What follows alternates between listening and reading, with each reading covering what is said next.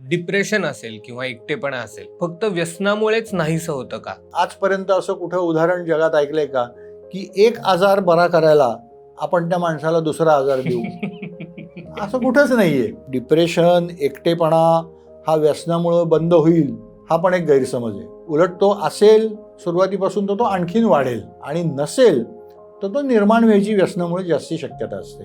कारण जेव्हा माणूस व्यसनाधीनतेच्या पायरीवर पोचतो तेव्हा तो शक्यतो एकटाच राहायला लागतो. पूर्वी जो ग्रुपमध्ये जात होता तो आता ग्रुपला, मित्रांना टाळायला लागलेला असतो. तो एकटाच जातो, पटकन जाऊन पटकन घरात येतो. त्यामुळे तो एकटेपणा, त्याच्यानंतर डिप्रेशन का, तर मी एक भावना मनामध्ये असते की मी काहीच करू शकत नाहीये. प्रत्येक व्यसनी माणूस वाईट असतोच असं नाही. त्यालाही कुठेतरी जाणीव असते की माझं कुठेतरी काहीतरी चुकतंय.